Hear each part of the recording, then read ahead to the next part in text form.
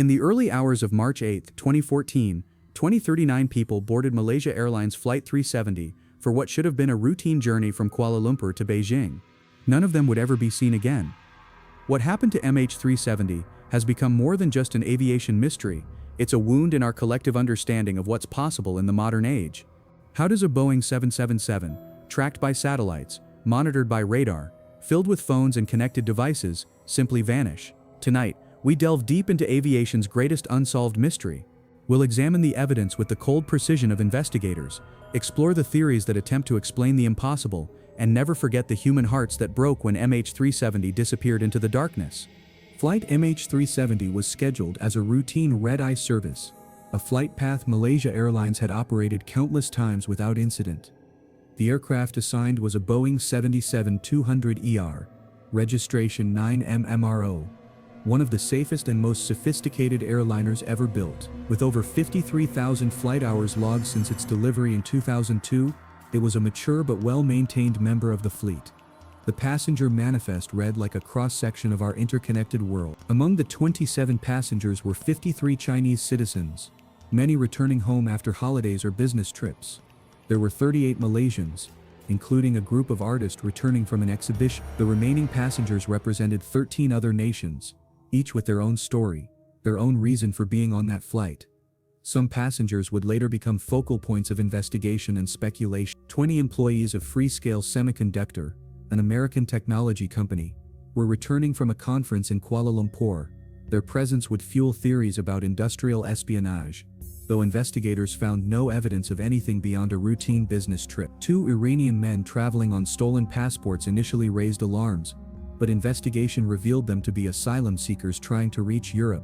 Their presence on MH370 a tragic coincidence rather than sinister plot. The human stories aboard MH370 remind us this wasn't just a mystery, but a tragedy. Paul Weeks, a 39-year-old mechanical engineer from New Zealand, was traveling to Mongolia for a new job opportunity, leaving behind his wife Danica and 2 young sons. Before departing, he'd given Danica his wedding ring and watch, asking her to give them to the boys if anything happened to him, a gesture that would haunt her in the days to come. Among the youngest passengers were Wang Moheng, just 2 years old, traveling with his parents back to Beijing. There were 5 children under the age of 5 aboard, their presence a particularly cruel reminder of lives cut short before they'd truly begun. These weren't just statistics, they were sons and daughters, parents and children, each leaving behind a void that could never be filled. In command of the flight was Captain Zahari Ahmad Shah, 53, a veteran pilot with an impeccable record spanning 33 years, with over 18,000 flight hours including 8,059 on the Boeing 777. Zahari was exactly the kind of experienced professional passengers trust with their lives. Colleagues described him as passionate about aviation, meticulous in his preparations, and dedicated to safety. But Zahari was also a complex individual with interest beyond the cockpit. An avid cook who posted YouTube videos of traditional Malaysian recipes, a home improvement enthusiast, and most notably for investigators, an aviation hobbyist who had built an elaborate flight simulator in his home. This simulator, which he used to fly virtual routes around the world, would later become a crucial piece of evidence, or speculation depending on one's perspective.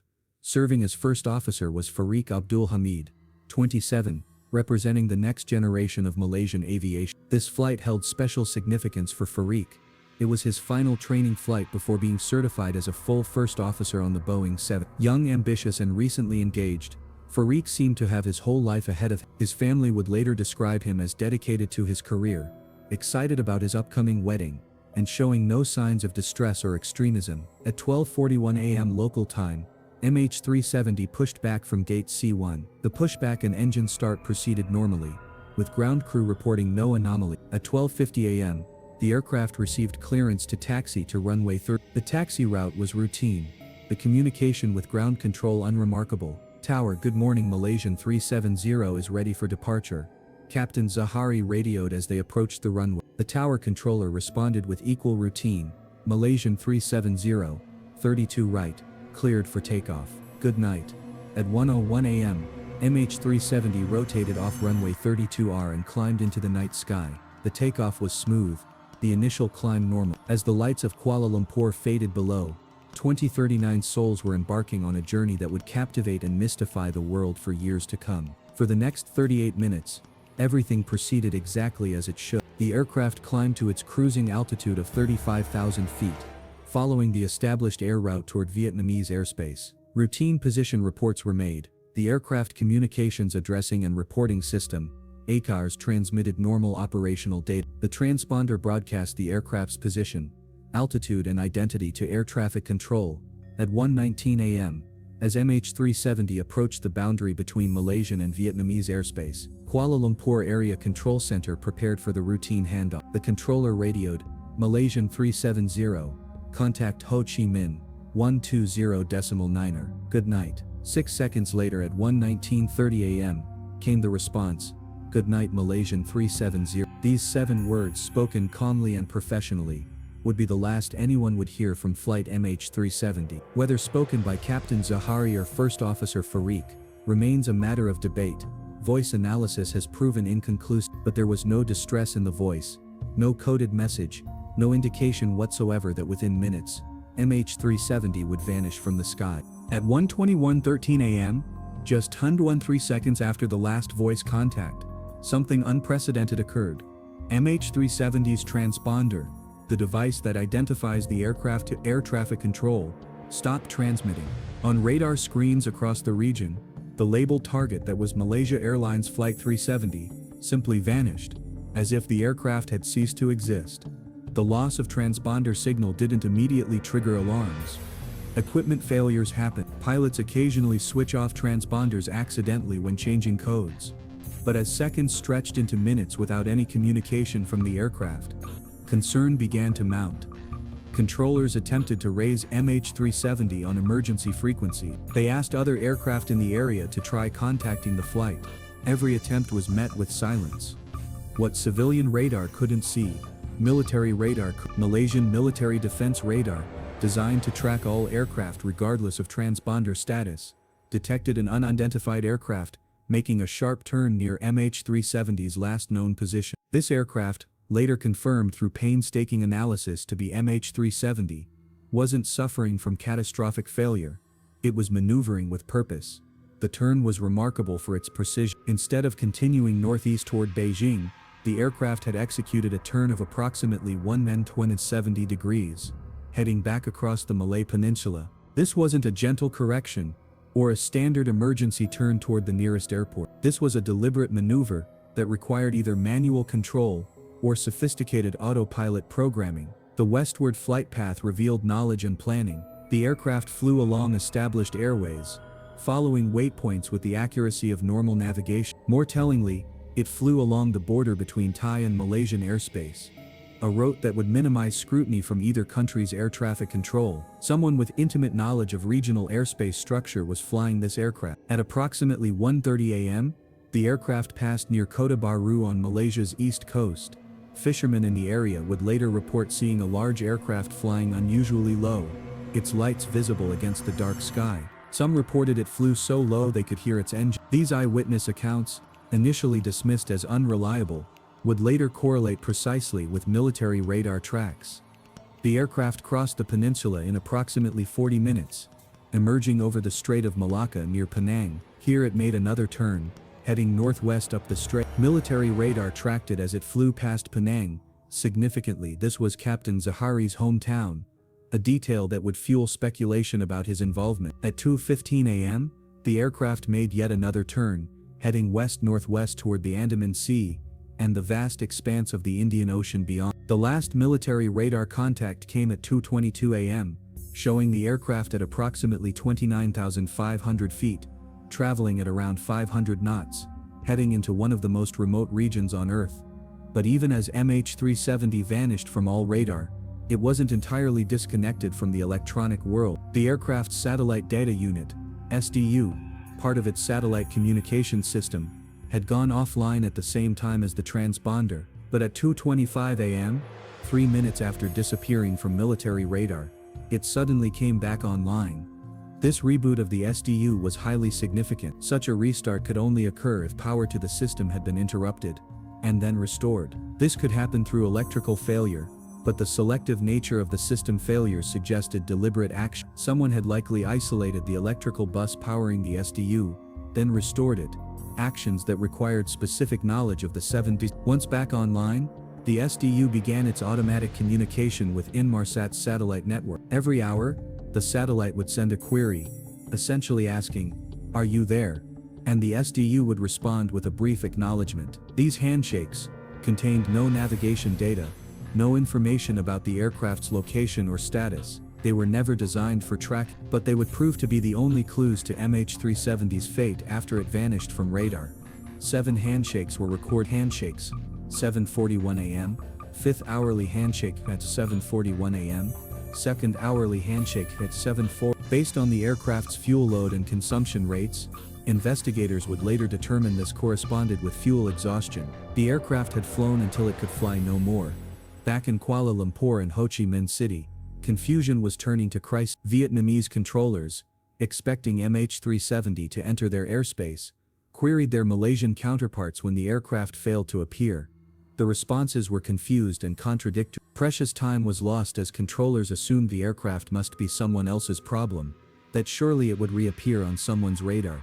It wasn't until 5:30 a.m., over 4 hours after MH370 vanished, that Malaysian Airlines officially activated its emergency response procedure. By then, the aircraft had likely already crashed thousands of miles from where anyone was looking. The initial hours after MH370's disappearance were characterized by confusion that bordered on chaos.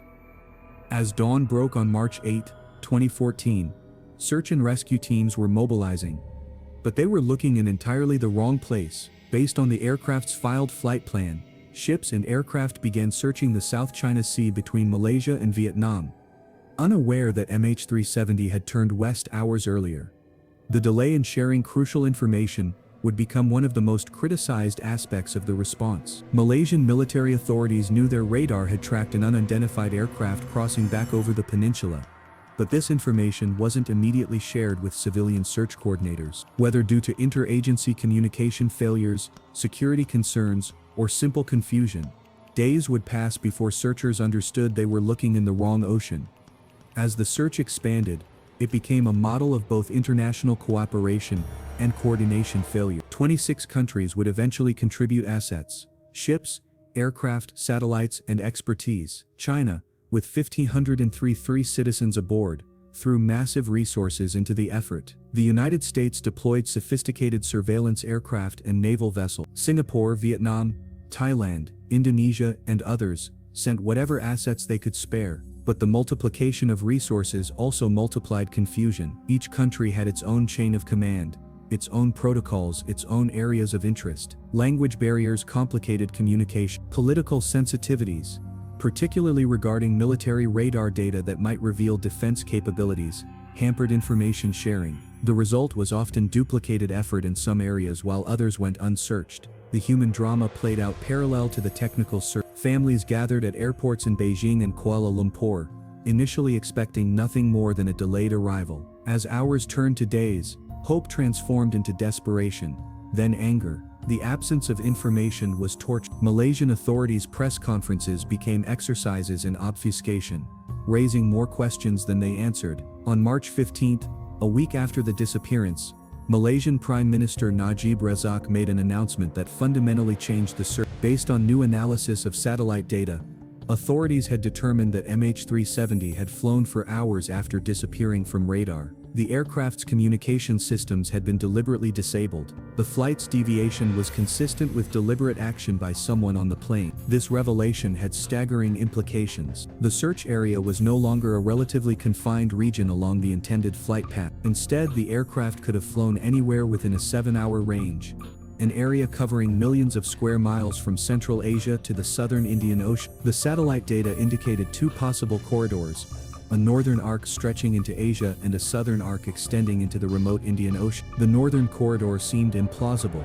It would have required MH370 to fly undetected through some of the world's most closely monitored airspace, crossing multiple international boundaries without triggering military response. The southern corridor, while equally vast, led to one of the most isolated regions on Earth, empty ocean thousands of miles from any land. As analysis of the satellite handshakes continued, A British satellite company called Inmarsat made a breakthrough by analyzing the Doppler shift in the satellite signals, tiny frequency changes caused by the aircraft's movement relative to the satellite. They could determine whether MH370 had flown north or south. The conclusion was definitive. MH370 had flown south into the Indian Ocean. On March 24, Prime Minister Najib delivered the news families had dreaded but perhaps already known in their hearts. It is therefore with deep sadness and regret that I must inform you that according to this new data, flight MH370 ended in the southern Indian Ocean. All lives aboard were presumed lost. The announcement triggered grief and fury in equal measure. In Beijing, family members accused Malaysian authorities of lying, of covering up the truth. The absence of physical evidence, no debris, no crash site, made acceptance impossible for many. How could authorities declare their loved ones dead based on mathematical analysis of satellite signals? The search now faced unprecedented challenges. The southern Indian Ocean is one of the most remote and hostile environments on Earth. The nearest land was thousands of miles away. The ocean depth exceeded 20,000 feet in places. Weather conditions were frequently atrocious, with waves reaching 50 feet and storms appearing with little warning. This was a place where nature itself seemed determined to keep its secret. Australia, as a nation closest to the search area, took over coordination. The Australian Maritime Safety Authority faced a Herculean task. The initial search area was vast and constantly shifting as experts refined their analysis. Ships took days to reach the search zone from the nearest port. Aircraft operating at extreme range could only search for a few hours before having to return to base. The surface search was a race against time. If MH370 had crashed, debris would be floating, but not forever. Seat cushions would become waterlogged and metal pieces would corrode and descend. Bodies, if any had initially floated, would disappear beneath the waves. Every passing day reduced the likelihood of finding surface evidence. Sophisticated military aircraft deployed advanced sensors to scan vast areas of ocean. Ships used visual observers and radar to search for any anomaly. Satellites were retasked to image the search area, with analysts poring over thousands of images looking for anything that might be debris. The human eye, trained to find patterns, saw potential everywhere. Every whitecap might be debris.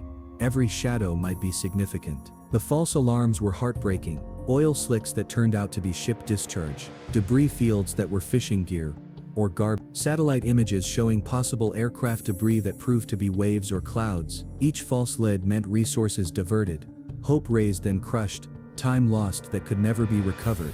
As March turned to April, the underwater search began in earnest. The flight recorder's underwater locator beacons had a battery life of only 30 days. In early April, ships detected underwater signals consistent with these beacons. 4 separate detections raised hopes that searchers were finally closing in on underwater vehicles were deployed to investigate. But the ocean floor where the signals were detected revealed nothing. No debris, no wreckage, no sign of MH370. The signals, investigators later concluded, were likely not from the aircraft at all. Another false lead in an investigation, full of them. The surface search was gradually scaled back as hope of finding floating debris faded. The focus shifted to a long-term underwater search that would ultimately last years. On July 29, 2015, Johnny Begg was performing his routine beach cleaning duties in Saint-André, on the French island of Réunion, when he stumbled upon something that would reignite the MH370. Partially buried in volcanic sand, encrusted with barnacles and marine growth, was a large piece of debris that immediately looked different from the usual ocean detritus. The piece was substantial, roughly 2 meters by 1 meter, and despite months or years in the ocean, clearly manufactured.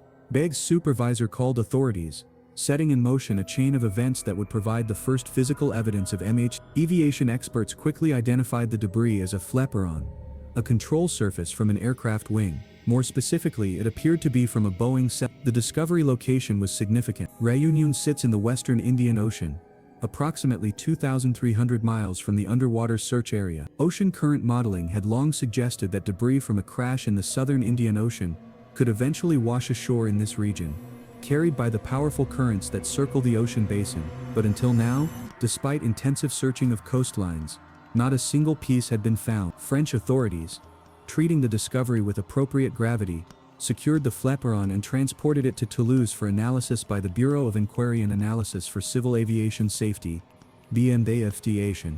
That followed was meticulous. Every number, every marking, Every detail was documented and cross-referenced. Boeing confirmed the part's consistency, with 7-77 construction. Internal markings matched manufacturing record. On August 5, 2015, Malaysian Prime Minister Najib Razak made the announcement many had expected but still hoped to avoid. The flaperon was conclusively from MH370. After 515 days of uncertainty, there was finally physical proof that the aircraft had crashed. For the families, this discovery brought neither comfort nor closure. It confirmed their worst fears while answering none of their questions. Why had it taken so long for debris to appear? If one piece could survive, where were the others? Most troublingly, where were the human remains? Ocean crashes typically produce bodies that wash ashore, yet none had been found. The flaperon itself told a complex story. Analysis revealed it had been subjected to extreme forces, consistent with a high-energy impact. The damage patterns suggested it had separated from the wing violently rather than through controlled ditching. Marine biologists studying the barnacles and other growth determined the piece had been in warm tropical waters for 12-16 months, aligning with the timeline of MH370. The discovery triggered an unprecedented beachcombing effort across the western Indian Ocean. If one piece could survive the journey, others might have made similar voyages. Appeals went out to coastal communities from South Africa to Western Australia, asking residents to report any suspicious debris. The response was overwhelming, and overwhelmingly disappointing. Hundreds of reports yielded mostly fishing gear and ocean garbage. But slowly, confirmed pieces began to emerge. In December 2015, Liam Lauder discovered a piece with no-show markings on a Mozambique beach. Analysis confirmed it as part of a Boeing 777. In February 2016, Blaine Gibson, an American lawyer who had dedicated himself to searching for MH370 debris, found what appeared to be an interior panel in Mozambique. Gibson would become a controversial but undeniably important figure in the debris search. Self-funded and obsessive, he traveled thousands of miles along Indian Ocean coastlines, following ocean current predictions and local knowledge. His discoveries included engine cowling pieces, wing components and interior panels, each confirmed as likely or definitely from Madagascar. Proved particularly rich in debris discoveries. The island's position in the Indian Ocean made it a natural collection point for debris carried by currents. Local residents reported finding pieces months or even years before they were identified as potentially from. In some cases, debris had been burned as trash or repurposed for construction, highlighting how much evidence might have been lost. By 2020, over 30 pieces of debris had been confirmed or deemed highly likely to be from it. They told a story of violent destruction, pieces torn apart by tremendous forces, scattered across thousands of miles of ocean, yet they also raised disturbing questions. The debris was predominantly from the wings and tail sections. Where was the fuselage? Where were the engines? Where were the seats that should have floated?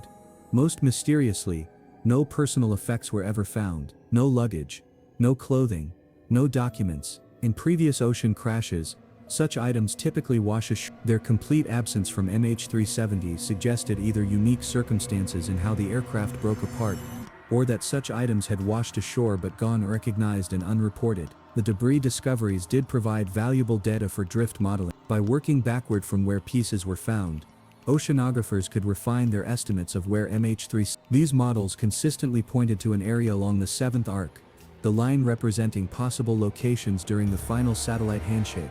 But uncertainty remained about the precise location. Some debris showed puzzling characteristics.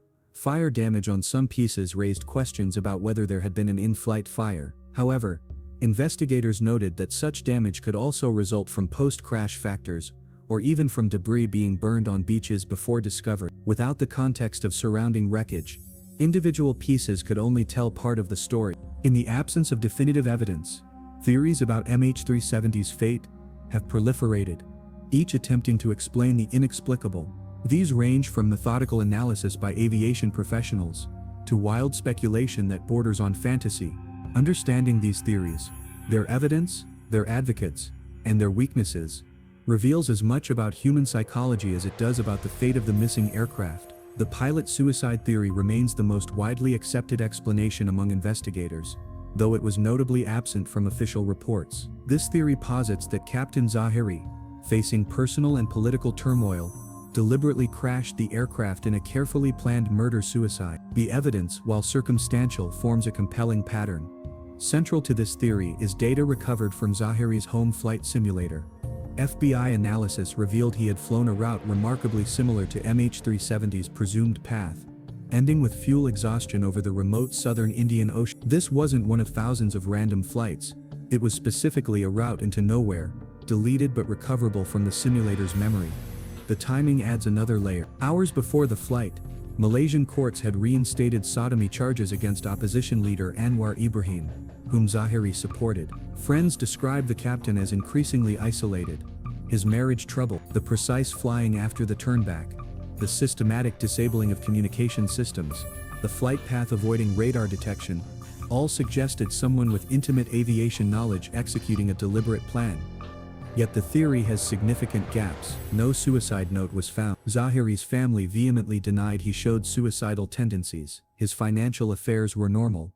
Would someone planning such an act leave such obvious digital evidence on a simulator? And why fly for 7 hours to the southern Indian Ocean when quicker ends were available? The hijacking theory preserves deliberate action while shifting blame from the crew. Perhaps hijackers with aviation knowledge commandeered the aircraft. The two Iranians with stolen passports initially seemed suspicious, though investigation revealed them as asylum seekers. The 20 Freescale Semiconductor employees prompted speculation about industrial espionage or targeted assassination.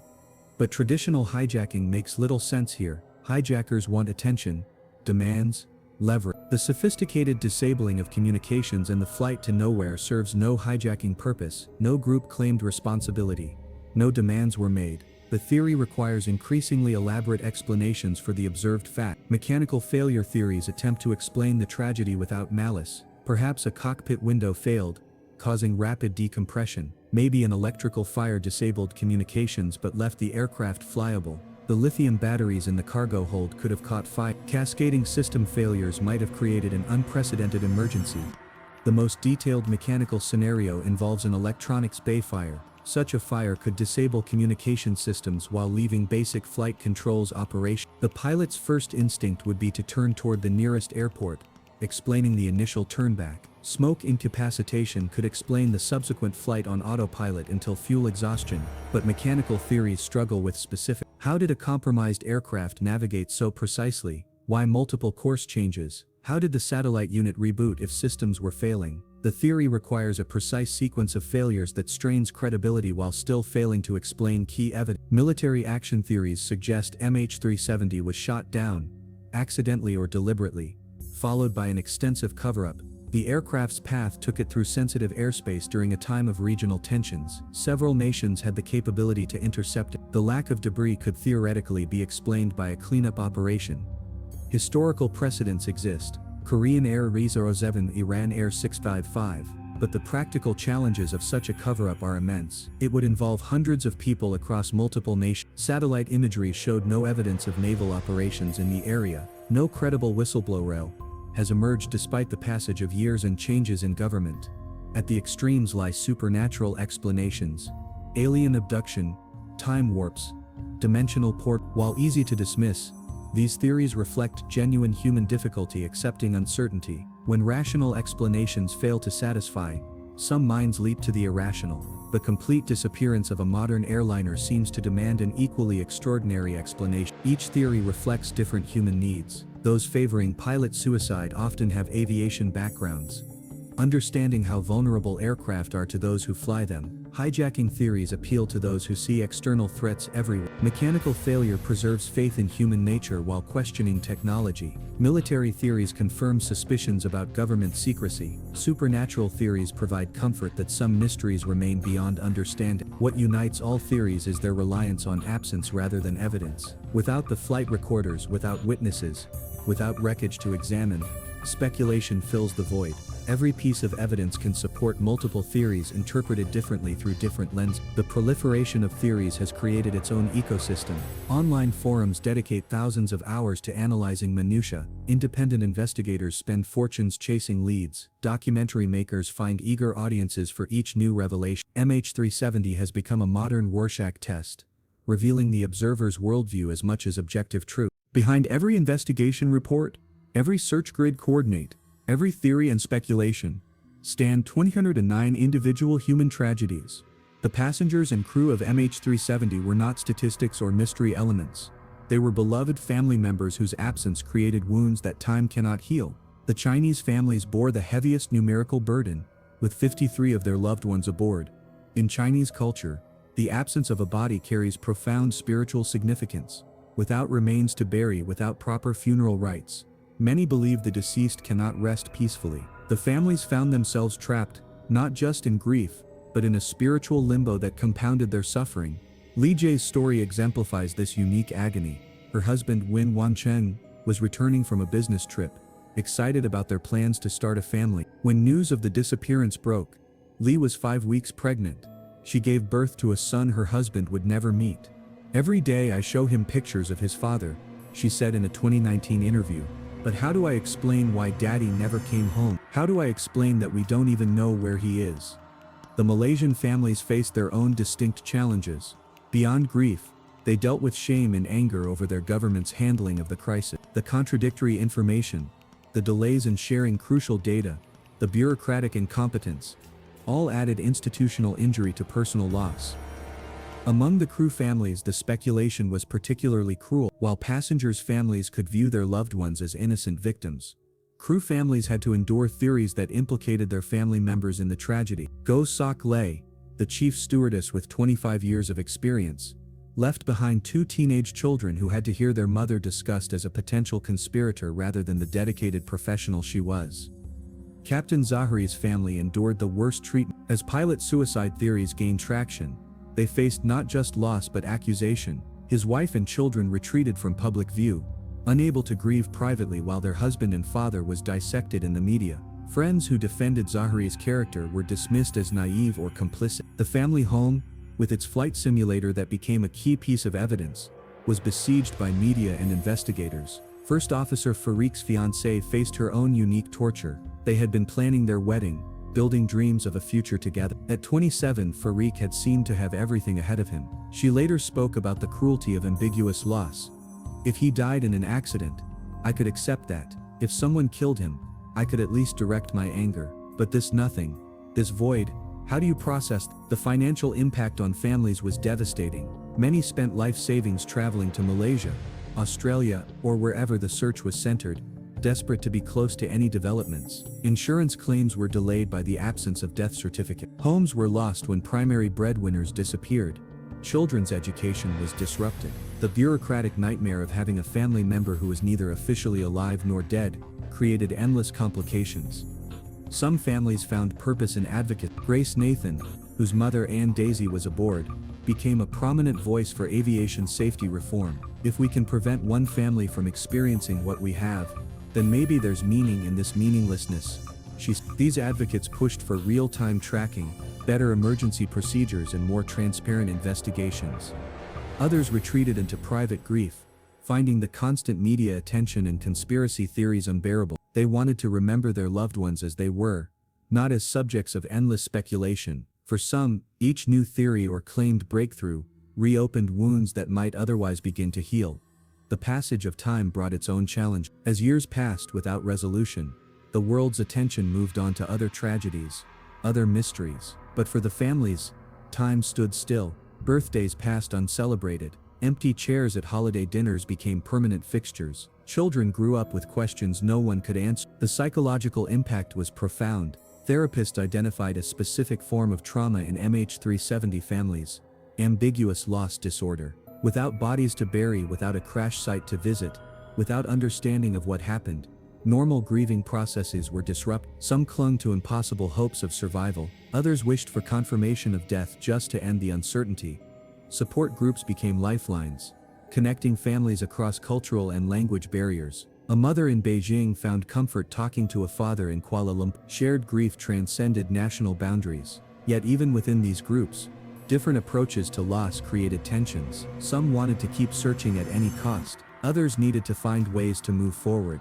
Children who lost parents faced particular challenges. Many were too young to understand what had happened. As they grew older, their questions became more sophisticated and harder to answer. Some became obsessed with solving the mystery themselves. Others rejected anything connected to MH370, unable to bear the weight of their association with the tragedy. The family's treatment by authorities added institutional trauma to personal grief. Information was compartmentalized, released selectively, sometimes retracted, promises were broken. The very people who should have provided support often became additional sources of pain. Many families felt used, their presence requested at press conferences for show rather than substance. Today, a decade later, the families remain in various stages of their journey through grief. Some continue to advocate for renewed searches. Others have found ways to build new lives around the absence. All carry scars that will never fully heal. They are bound together by a unique tragedy, losing loved ones not to disease or accident, or even crime,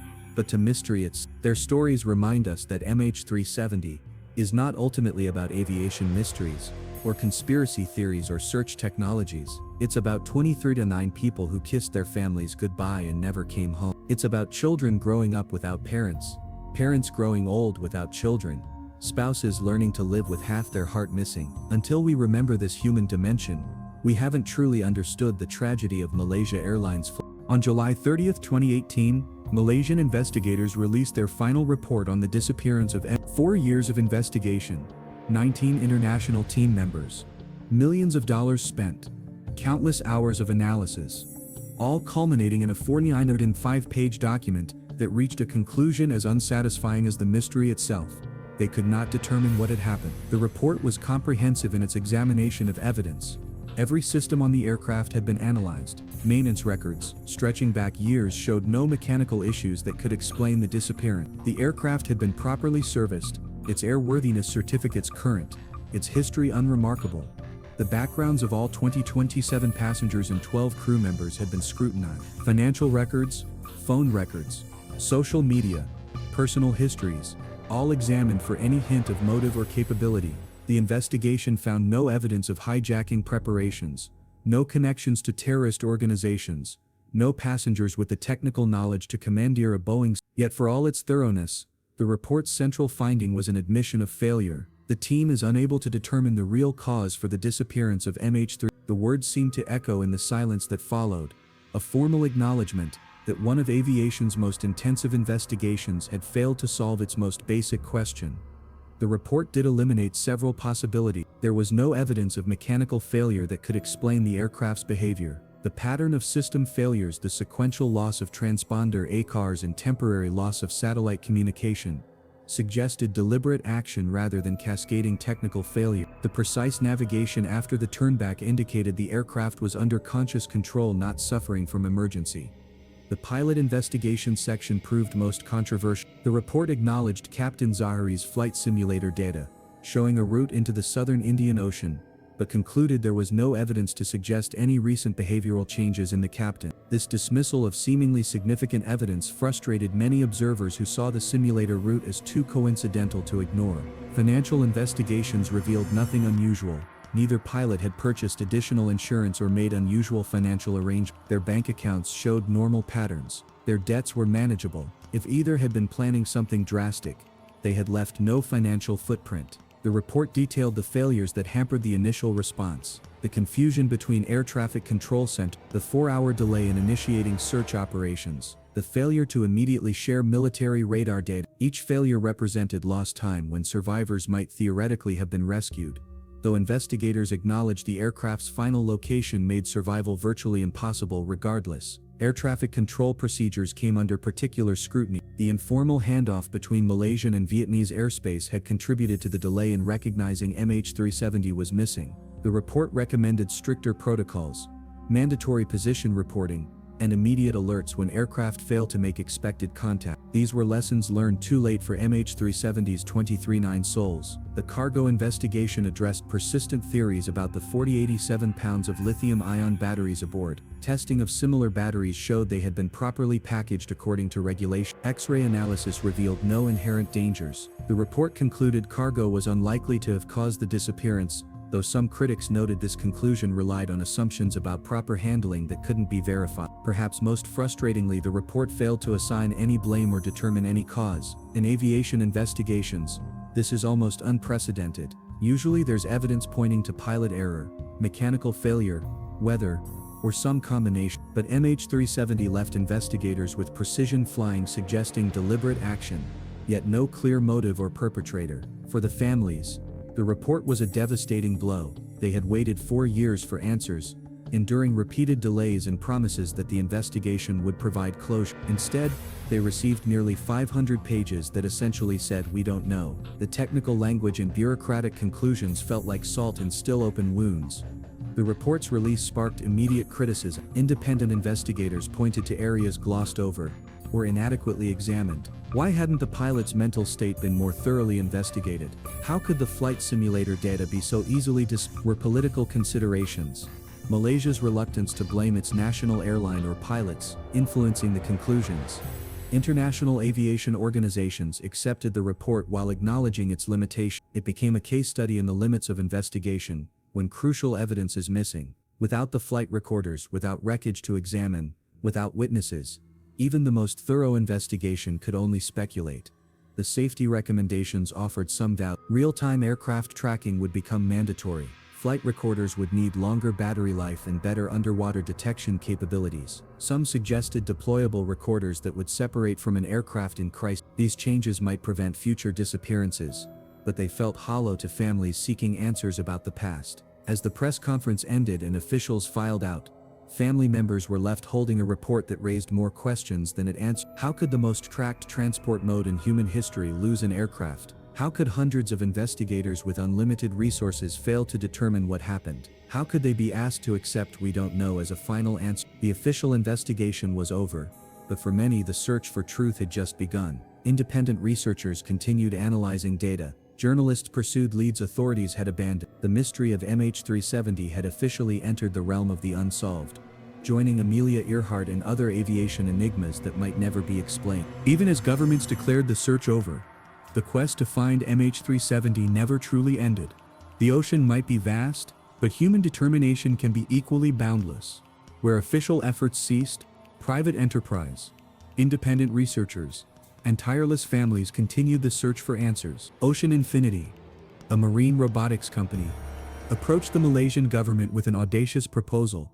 They would search for MH370 on a no-find, no-fee basis. Using a fleet of autonomous underwater vehicles that could operate simultaneously, they could cover vast areas far more quickly than traditional methods. Their technology represented a quantum leap in underwater search capability. In January 2018, Ocean Infinity's vessel Seabed Constructor departed for the southern Indian Ocean. Their 8 AUVs could dive to 6,000 meters, operating independently while mapping the ocean floor in unprecedented detail. It was a marvel of modern technology. Robots the size of small cars exploring an alien landscape, transmitting data to human operators miles above. For the AUVs covered over 112,000 square kilometers of seabed, often in weather conditions that challenged even their advanced capability. The southern Indian Ocean proved every bit as hostile as its reputation suggested. Massive waves, powerful currents, storms that could appear with minimal warning. The technology revealed wonders never before seen by human eyes. Underwater mountains that dwarfed anything on land. Deep trenches that seemed to descend forever. Fields of manganese nodules that looked like alien landscapes. Shipwrecks from centuries past, preserved in the cold darkness. But of MH370 there was no trace. When Ocean Infinity concluded their search in May 2018, the failure hit families particularly hard. This had been their great hope. Cutting-edge technology operated by motivated professionals. If they couldn't find MH370, did it mean the aircraft wasn't where everyone or was the ocean simply too vast, too deep, too hostile to give up its secrets? The search's failure reignited fundamental debates about the underlying assumptions. All searches had focused on the seventh arc, the line of possible positions during the final satellite handshake. The assumption was that MH370 had flown on autopilot until fuel exhaustion, then crashed within gliding distance of the arc. But what if someone had been actively flying until the end? A controlled glide could extend the range by over 100 nautical miles, exponentially expanding the search area. If Captain Zahiri or someone else had been conscious and in control, they could have guided the aircraft far from where searchers were looking. Some investigators proposed the aircraft might have been deliberately flown to avoid detection even in depth. Independent researchers continued their work with obsessive dedication. They analyzed ocean current data, weather patterns from March 2014, drift modeling from debris discovery. Each piece of debris found provided new data points, allowing refinement of models predicting where MH370 hit the water. Yet different models produced different results, each plausible, none definitive. Technology continued advancing.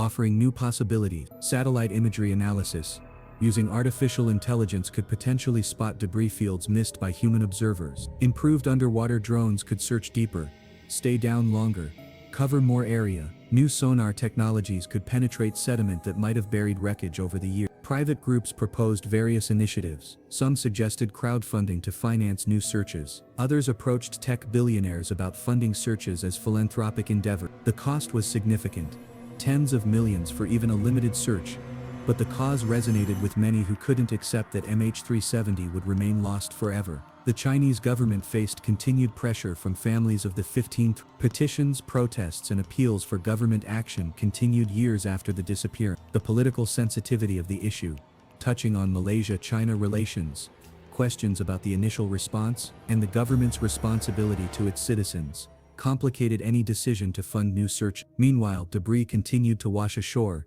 each piece a reminder that MH370 was out there somewhere. Blaine Gibson and other independent searchers continued scouring beaches across the Indian Ocean. Some pieces showed fire damage. Others revealed construction details that helped investigators understand how the aircraft broke apart. But without the main wreckage, these remained tantalizing clues rather than definitive answers. The legal implications rolled on. Insurance claims totaling hundreds of millions had been paid out. Lawsuits against Malaysia Airlines, Boeing, and component manufacturers worked through courts worldwide. Without knowing the cause of the disappearance, these cases faced unique challenges. How do you assign liability when you don't know what happened? As technology improved, the possibility of accidental discovery remained real. The ocean floor was increasingly mapped for scientific research, resource exploration, and cable. Fishing vessels dragged nets through previously unfished areas. Research expeditions explored uncharted regions. Any of these activities might stumble upon MH370's wreckage. The passage of time created urgency. Aircraft aluminum corrodes in salt water. Organic materials decompose. Even the flight recorders,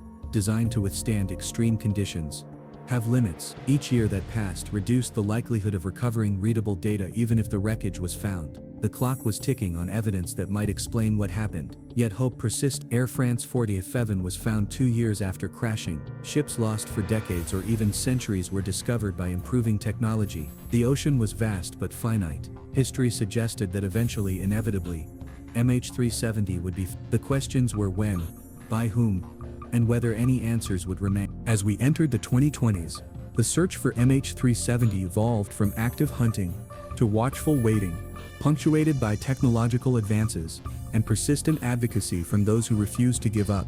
The mystery has become a permanent fixture in aviation consciousness, driving changes in how we track aircraft and respond to emergencies.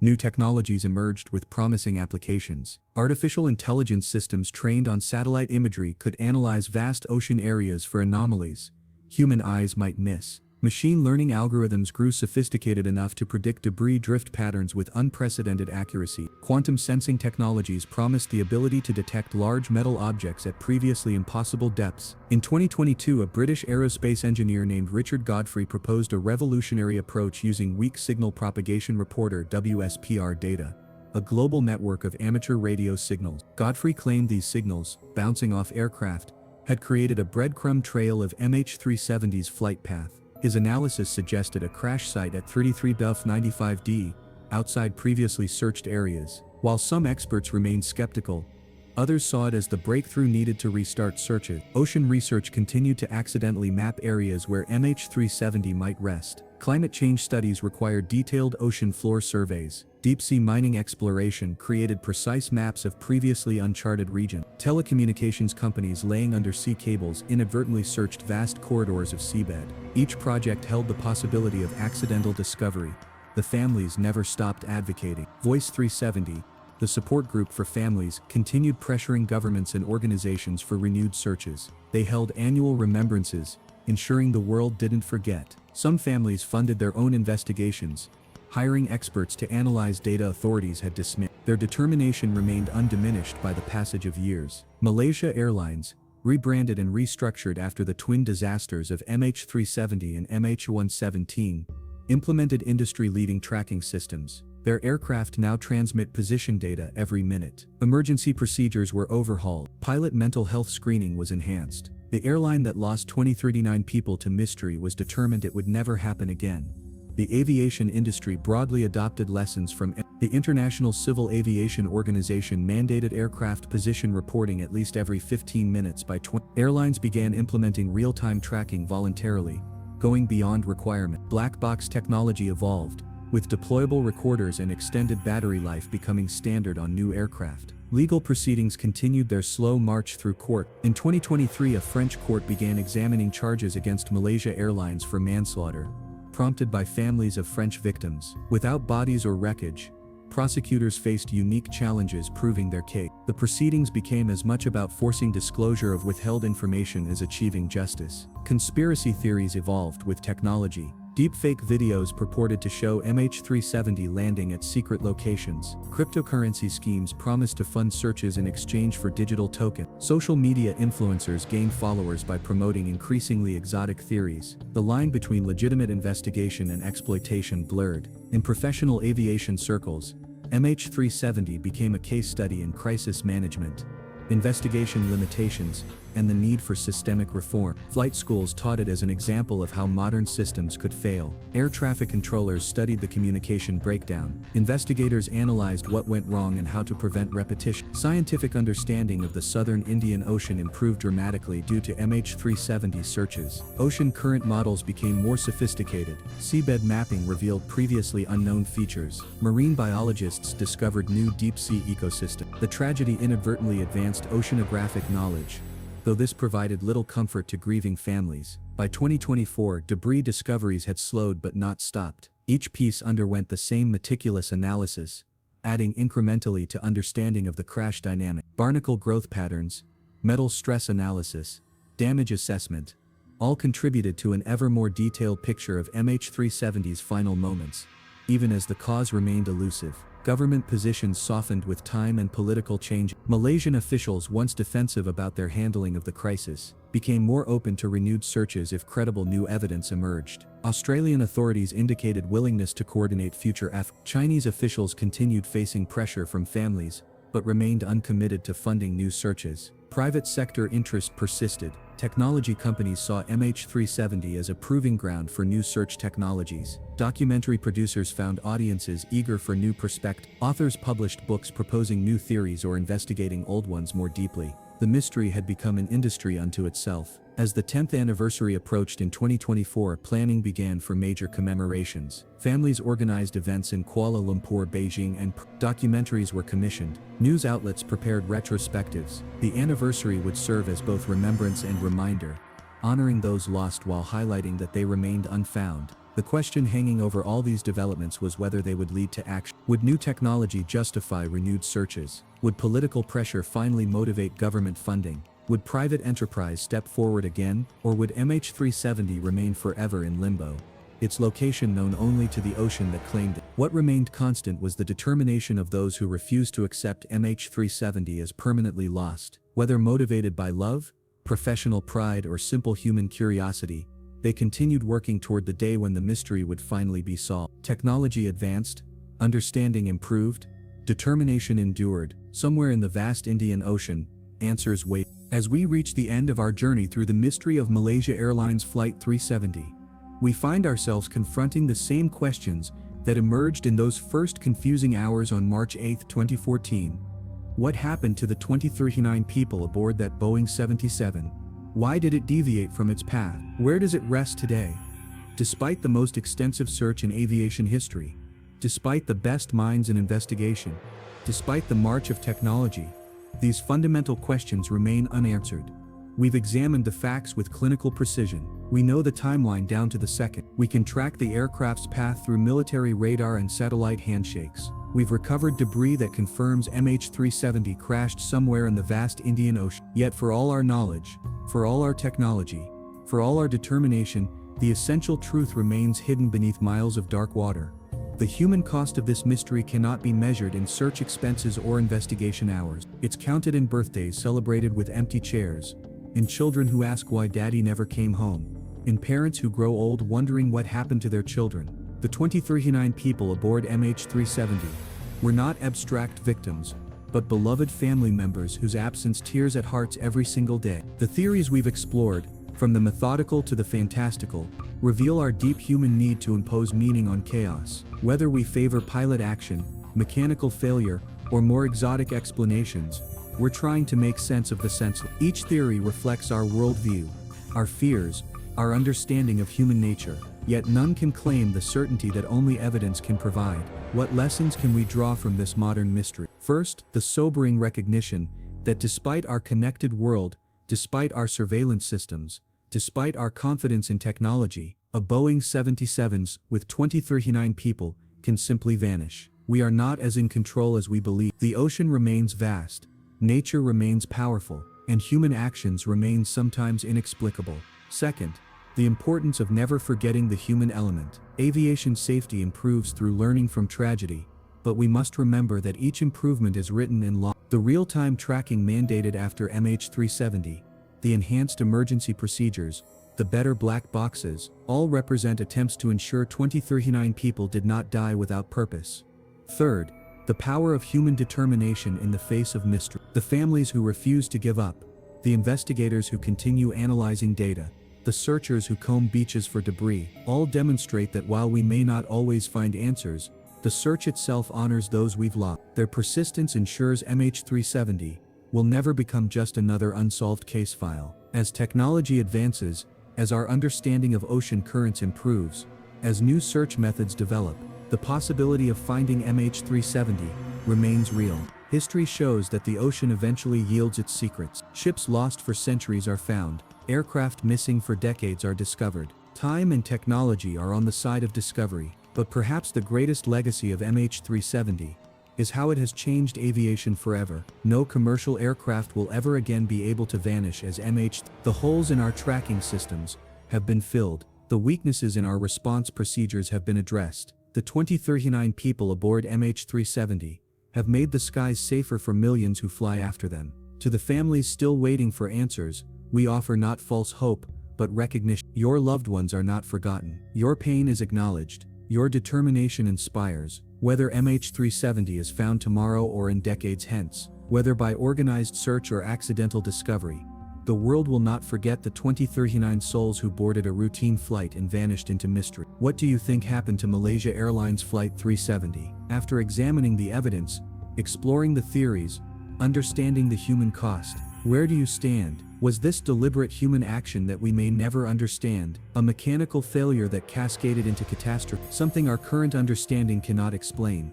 Share your thoughts in the comments below, but as you do, remember that every theory touches real grief. Remember the 2-year-old who never made it home. Remember the newlyweds starting their lives together. Remember the crew members just doing their jobs. Remember that behind every speculation lie broken hearts that may never fully heal. The mystery of MH370, somewhere in the Indian Ocean, in darkness deeper than humans can survive, lie answers to questions that have tormented thousands for a decade. The aircraft waits with its secrets, its final story unheard, its passengers and crew at rest but not at peace. Until that day when technology or chance brings discovery, we are left with questions echoing in the darkness. We are left with families frozen in permanent grief. We are left with an industry forever changed. We are left with the knowledge that sometimes, despite our best efforts, despite our modern certainties, mystery wins. But we are also left with hope. Hope that one day, the ocean will yield its secrets. Hope that families will finally have a place to mourn. Hope that investigators will finally understand what happened. Hope that the 2039 souls of MH370 will finally be brought home. The search continues. The questions persist. The ocean keeps its secrets. For now, good night Malaysian 370. Wherever you are not forgotten.